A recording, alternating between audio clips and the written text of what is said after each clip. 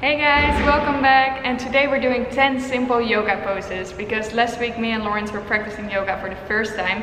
So I'm a beginner too, and I had a really amazing teacher, Amina, and she's here to help me show you guys how you could do those 10 yoga poses. You can do it as a stretch before a workout or before you go to bed, and it's a really nice way to start your day like this. So the first pose we're going to do is downward facing dog. And this is a very simple yoga pose. You're going to find it in every yoga class. And the way to get into it is to shift your hips back. And you might feel an intense stretch in the back of your legs, in your calf muscles as well. So to ease into it is to open your feet a little wider than your hips width distance. And you can have a slight bend in the knees so that you're able to shift the weight back. And the more you do your downward dog, the more you'll open up through the backs of the thighs, even the calf muscles, and you'll be able to lengthen more through the back of the legs. And downward dog is meant to be a resting pose. So ideally, you don't want to feel so much pressure in your wrists and your shoulders. You want to have more of the weight back in your legs. So the more you do this, the more you'll be able to achieve that. So staying here for 5 breaths. If you feel pressure in your wrists, always come down right away.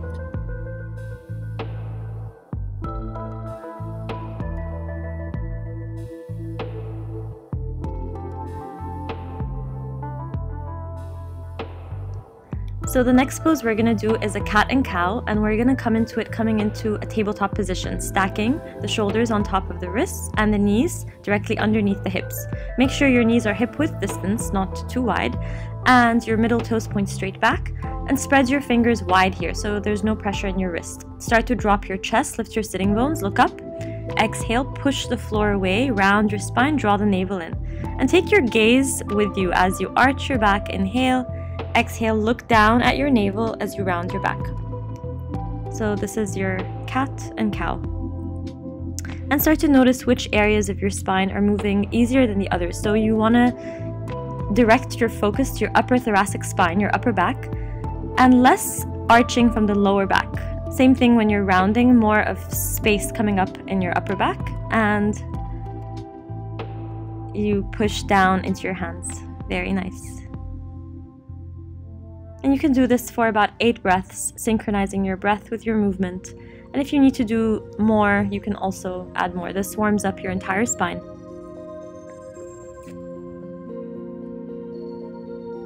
Beautiful.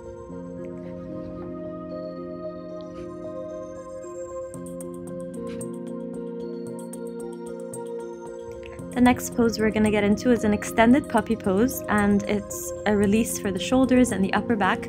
So to get into it, keep your knees underneath your hips and walk your hands forward, melting the forehead down on your exhale.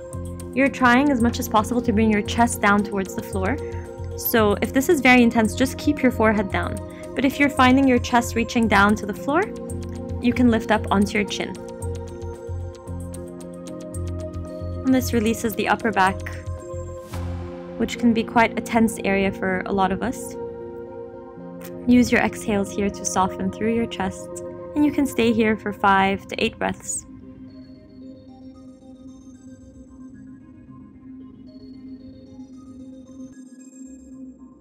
And the next one we have is dolphin pose, and to get into it, you're going to bring your elbows. You're going to lower one elbow down at a time, keeping your elbows shoulder distance, and it's like a downward dog on your elbows. So from here, you can spread the fingers wide, keep your forearms parallel to each other, and then curl the toes, lift your knees up, sending your hips up. So if you feel a very intense stretch in the back of your legs, you can open your feet wider than your hips and maybe even a slight bend in the knees to find a little more space. So this is a great conditioning pose to strengthen your forearms and your shoulders. So you can stay here for about 10 breaths. Sometimes even you can set a timer and hold it for a minute. And if that's too much, just stay here for 10 to 15 breaths. And with every inhale, activate your contact with the mat by pushing the floor away, so pushing your forearms down. And with every exhale, allowing a little more ease into the pose. So your exhales will help you stay for longer. Very nice.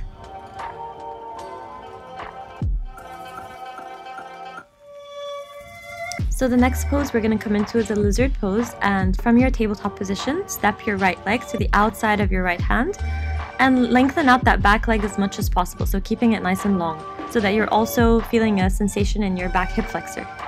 And from here, so most people feel lizard in the outside of their front hip, sometimes even on the inside, and the back hip flexor as well. And you can start with your palms shoulder distance, staying on the hands, widening the collarbones. And then if you'd like to take it a step further, you can lower onto your elbows. So this intensifies it a little more. And then from here, you can stay as long as you'd like, actually. So lizard can be held for as long as you feel good. It really releases and opens up the outer hips, the inner hip flexors. So stay here for as long as you'd like. Making sure you're using your exhales to allow a little more ease.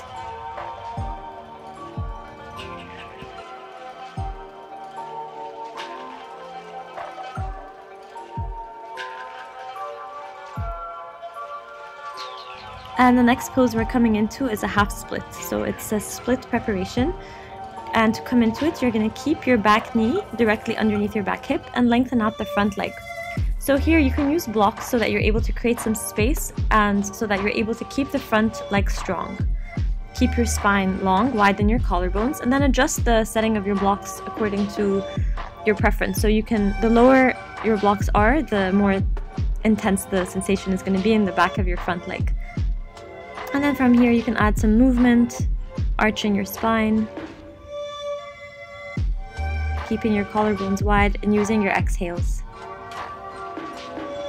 And then we're going to come into low lunge, and they both work together in opening up the legs for a split. So in your low lunge, from your half split, you're shifting the weight forward, keeping your front knee directly underneath your over your ankle, and let your back leg lengthen.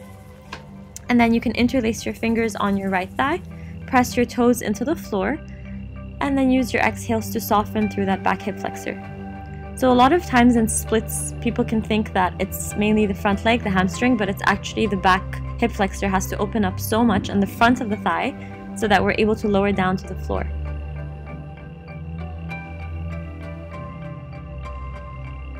So staying here for 5 breaths, not too long. And then you can start to transition between your low lunge and your half split. So you're doing that transition a few times to ease into the legs. So you shift back into your half split, keep your knee under your hip, and then shift forward into your low lunge. Alternating, so maybe you inhale to lean forward, and then you exhale to shift back.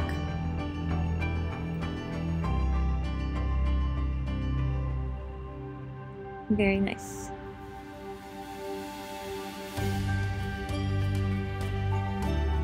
And you can see she's keeping her front leg contracted every time she goes into her half split. And make sure that you do both sides and hold the other side as long as you're holding this side so that your both sides are even.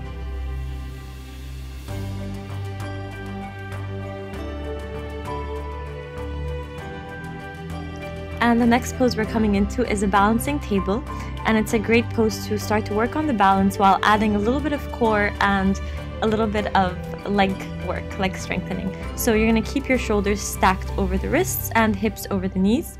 Knees are hip width distance, and then extend your right leg up, keep your right thigh firm, and your hip bone spinning down so your hips stay square. So both hip bones are looking forward. Extend the left arm forward and reach your fingers away from your toes, pushing the floor away with that right wrist so that you're not dumping into your wrist, so you're pushing, activating your palm into the mat. Inhale, extend, and then exhale, bring your elbow to your knee, rounding your spine. Inhale, extend, and exhale, elbow to knee. So you can do this transition a few times, maybe 6 times, working on the balance. And here you're strengthening through the shoulders, through the core, and through the hamstring, the back of the leg. Very nice. And if this bothers your wrist, you can always do it with your opposite elbow down on the floor.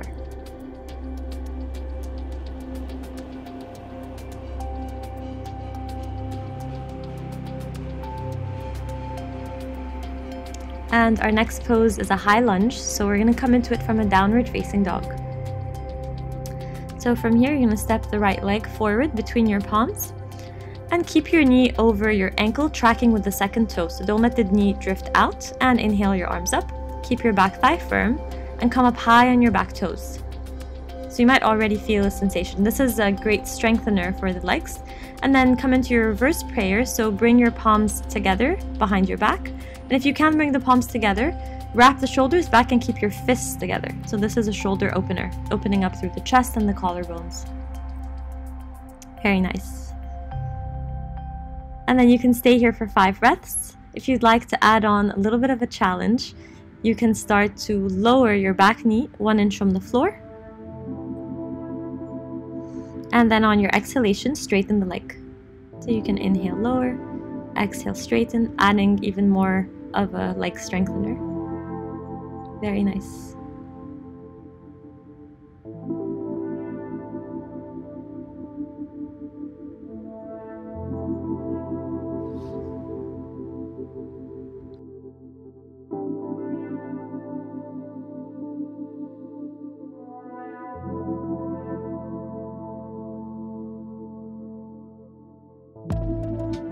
And the next pose we're going to come into is a boat pose. So the way you come into it is bring your palms to face each other and then lift your heels off of the floor. Lift your feet off the floor. And keep your inner thighs squeezing together. Lift your chest up. Keep your collarbones wide. And you want to bring your shins either parallel to the floor, or if this is easy, you can start to straighten out the legs. As long as you're keeping your chest lifted. So stay here for 5 breaths. You can even do 5 breaths and then take a break and then another 5 breaths. So doing it 5 times, 5 breaths each. With every inhale, you're thinking of lifting your chest up. With every exhale, draw the navel in and up. So this activates your deepest core muscles. Very nice.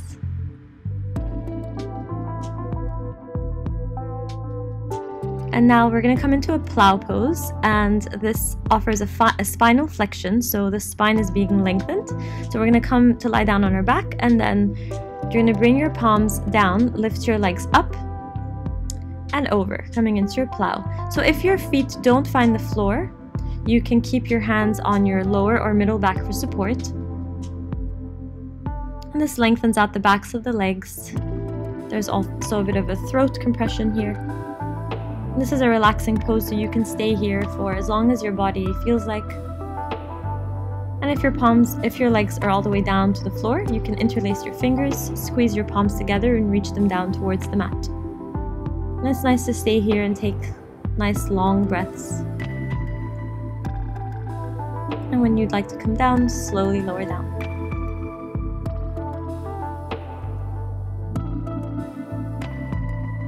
And the next pose we're going to come into is a butterfly pose, and it's a great pose to release the inner thighs. So we're going to come into it by bringing the feet together and opening the knees out. Very nice. And then you're trying to bring your heels as close as possible to you and just let the knees relax down. Keep your collarbones wide. And then staying here. You can stay here for as long as you'd like. And then if you'd like to intensify a little, you can inhale and lower the chest a little more.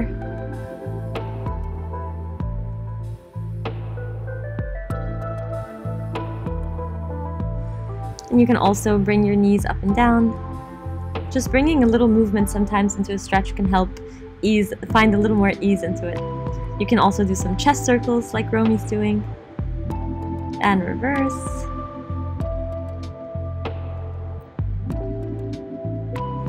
And the easier this gets, the more you can start to lower your chest a little closer to your feet.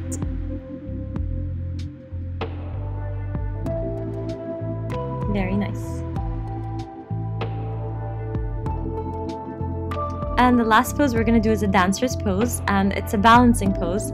So you're going to start to shift your weight slightly onto the right leg, and then grab your left foot from the inside.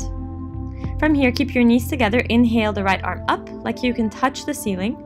And then exhale, start to kick your foot into your hand as you lower the chest down. Beautiful. The balance is coming from your gaze. You can keep your gaze steady at a point that's not moving in front of you. And from rooting down into all 4 corners of that standing leg.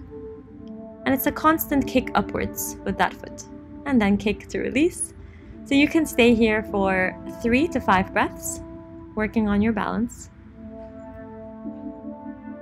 And if you fall out, that's okay, you can come right back into it. So give it a few tries and make sure you do both sides. So this pose requires so much focus to be able to maintain, and it requires a lot of openness and strength, so it's a beautiful combination of both. Very nice. Okay, thank you guys for watching, but one really important thing that you guys have to know is to make sure that you're not feeling any pain in these poses. So these poses are very new for your body and you might feel a lot of sensation, and an overall sensation of stretching and discomfort is okay. It's even welcome because it means that your body is changing and that your muscles are lengthening. But make sure that you're not feeling any sharp pain. Pain should never be ignored, and the more you do this practice, the more you learn to identify the difference between discomfort and pain. And thank you guys for watching.